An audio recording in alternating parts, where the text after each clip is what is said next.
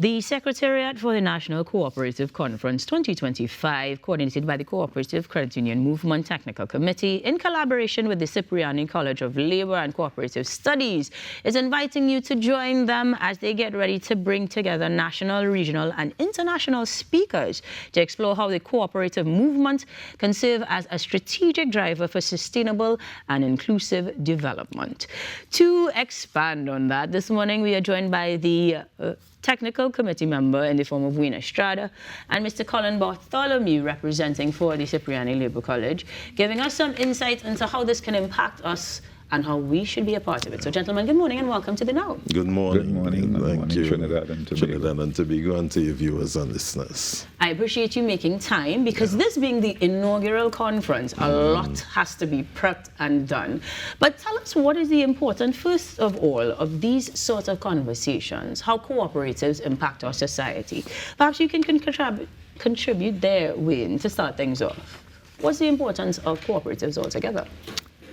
Let me say, cooperative, this year has been designated the International Year of Cooperatives. We have just celebrated Credit Union Month. That's the month of October. And we come under the theme that cooperative makes a better world. How so?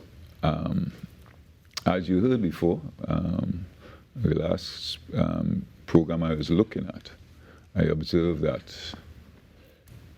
persons indicated that they are credit union members. And in Trinidad and Tobago, there are something like over 650,000 credit union members. How they impact? The credit union satisfy their normal needs, food, shelter, clothing, and they make lives better for members. Cooperatives are helping people, and inside of cooperatives are credit unions. Credit unions are part of the cooperative cycle.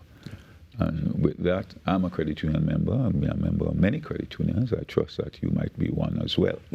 And if you want to look at longevity in terms of legacy, heritage, and when you want to leave an estate for your loved ones, no better place to do so than the credit union movement.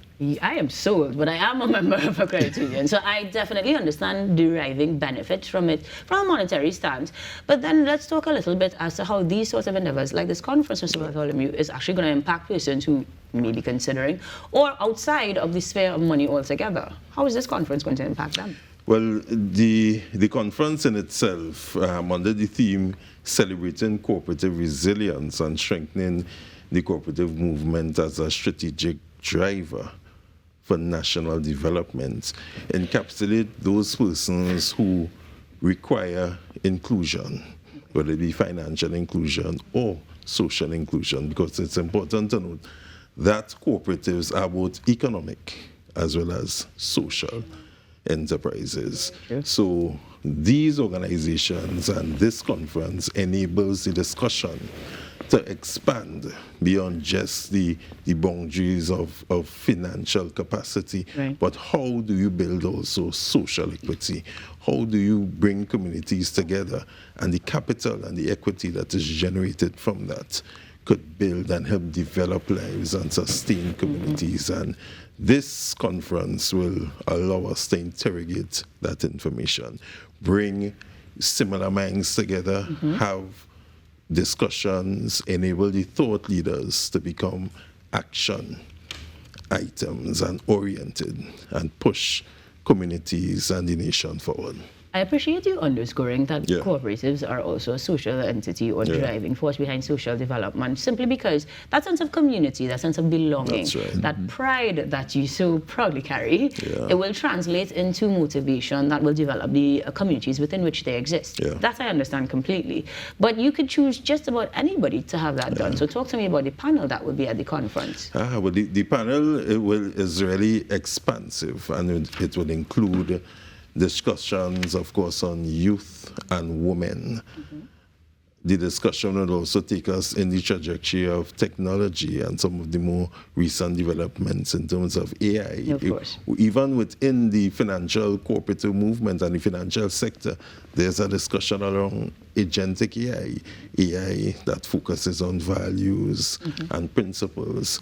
Additionally, we're looking at the policy development and regulatory development as part of enhancing the governance structure as well. So these principles are important to create solid foundations and to move persons and communities along a sustainable trajectory.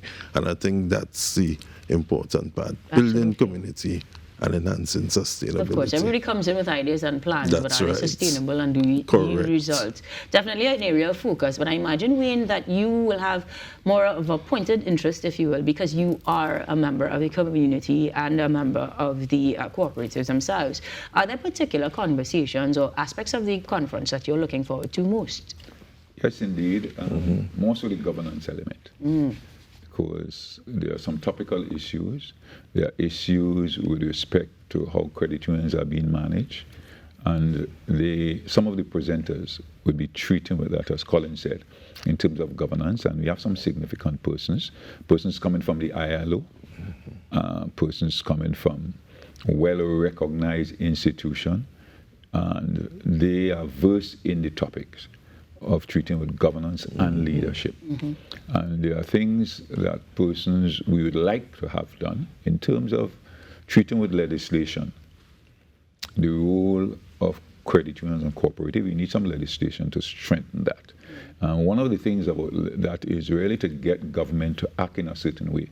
When coming out of the conference, the output, and one of the action items we like to see is government modifying amended legislation to suit that. Foremost among them is that when some of our facilitators would pitch the tone for government to even remove the limit for beneficiaries that beneficiaries receive for their loved ones who would have passed on. Oh boy, I know lots of people will chime in on that for sure. It is something that we had sought to action and expected some kind of a results coming out of the last budget, but we did not see it.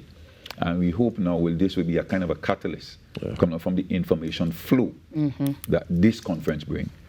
Well, they have some time because it is happening from the 12th to the 14th. But tell me, can we still register and be part of it, and how do we do so? Yes, registration is still open. And of course, you can check us online at www.cclcs.edu.tt.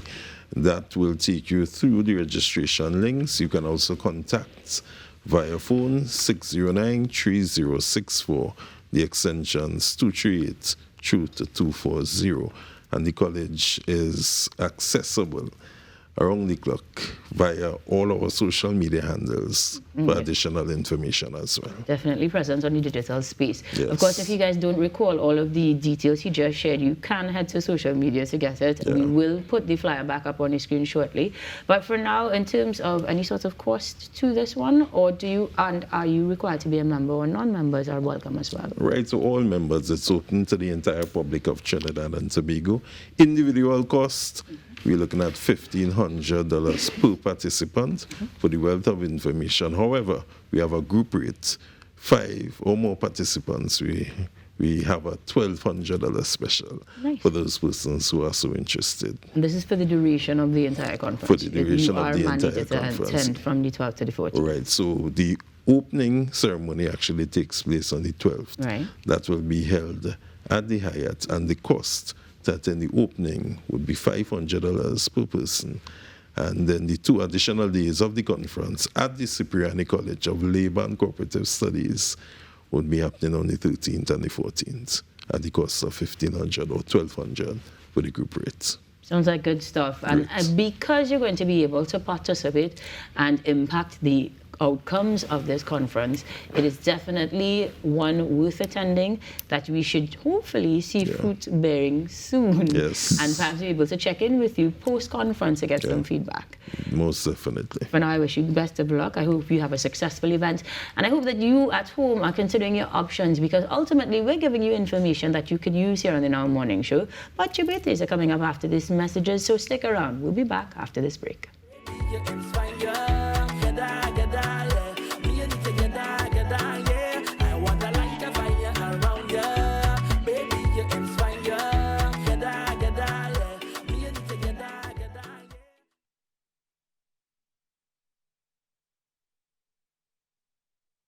No, not you. My production team is talking to me, but thank you. I'll tell mommy that I met you. Just so, huh? I can't remember what else.